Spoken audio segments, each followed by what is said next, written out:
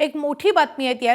Chakan MIDC मधल्या समस्यांसाठी उच्चस्तरीय समितीची स्थापना करण्यात आली आहे। मुख्यमंत्री देवेंद्र फडणवीसांनी ही मोठी घोषणा केली आहे। या समितीवर पोलीस आयुक्त, सीईओ आणि उद्योग संघटनांचे प्रतिनिधी असतील। 14 जणांच्या उच्चस्तरीय समितीचे अध्यक्षपद पुण्याच्या जिल्हाधिकाऱ्यांकडे सोपवण्यात आले। रस्ते दुरुस्ती, वाहतूक कोंडी आणि वाहतूक व्यवस्थापनासाठी समिती स्थापित करण्यात आली आहे। उद्योग तक्रार निवारण कक्ष गठीत करण्याचे शासन निर्देश जारी करण्यात आले आहे। अभिषेक मुठाळ आपले प्रतिनिधी आपल्या सोबत आहेत। अभिषेक, खरं तर कालच मुख्यमंत्र्यांनी राज्यातल्या उद्योगांची स्थिती नेमकी कशी आहे, चाकणमध्ये नेमका काय प्रश्न आहे या संदर्भात एक सविस्तर पोस्ट टाकली होती। शरद पवारांना एक प्रकारे उत्तरही दिलेलं होतं, मात्र एका बाजूला विरोधकांकडून कडवी टीका केली जाते या मुद्द्यावरून आणि त्यानंतर आज स्वातंत्र्यदिनीच मुख्यमंत्र्यांनी मोठी घोषणा केली आहे।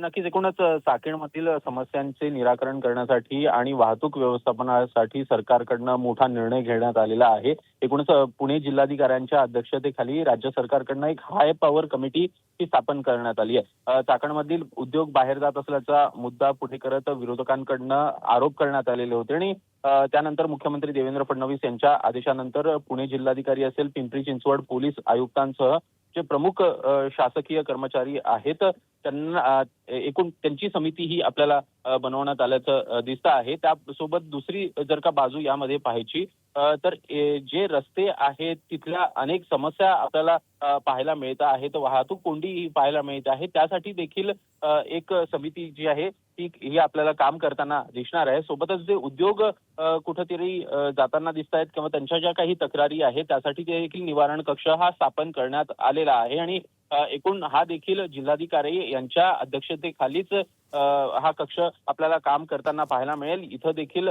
जवळपास ह्या चाकणच्या औद्योगिक विकासाला गती देण्यासाठी 90 दिवसामध्ये सगळी कामं पूर्ण करण्याचे निर्देश देखील देण्यात आलेले आहेत। 14 जणांची ही संपूर्ण समिती असणार आहे आणि एकूणच प्रलंबित औद्योगिक तक्रारींसंदर्भात देखील वेळीत निपटारा करण्याचे देखील शासनाकडनं निर्देश देण्यात आले। त्यामुळे मोठा दिलासा हा चाकणमधल्या उद्योग समूहाला, उद्योगांना आपल्याला पाहायला मिळतो आहे। विविध विभागांशी समन्वय राखण्यासाठी देखील विशेष यंत्रणांची उभारणी आपल्याला या कक्षांमार्फत होताना दिसेल आणि थेटपणे जिल्हाधिकारी कार्यालयात हे कक्ष जे आहे ते आपल्याला स्थापन करताना पाहायला मिळणार आहे। नक्कीच सरकारकडून मोठी पावलं आता उचलली गेलेली आहेत, मात्र चाकणमधल्या या सगळ्या उद्योगधंद्यांसमोरच्या या समस्या कधी दूर होणार हे पाहणं महत्त्वाचं असेल। अभिषेक, या संदर्भात अपडेट जाणून घेत राहू। सध्या धन्यवाद या सगळ्या सविस्तर माहितीसाठी। तर चाकण एमआयडीसी रस्त्याची दुरवस्था आणि उद्योजकांच्या स्थलांतरावरून आमदार रोहित पवार यांनी काय प्रतिक्रिया दिली आपण पाहूयात। पवार साहेबांच्या काळामध्ये मुख्यमंत्री असताना सगळ्यात जास्त एमआयडीसी आल्या।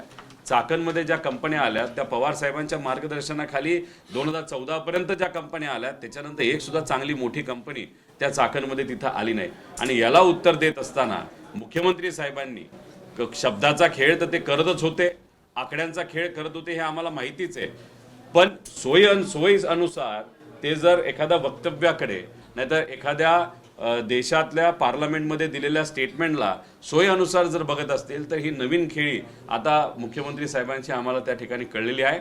पण आज जर आपण बघितलं तर इंडस्ट्रीची फार वाईट परिस्थिती आहे आणि त्याबद्दलचा एक व्हाईट पेपर आम्ही पुढच्या 4 दिवसामध्ये सामान्य लोकांसमोर तिथं आणणार म्हणजे आणणार।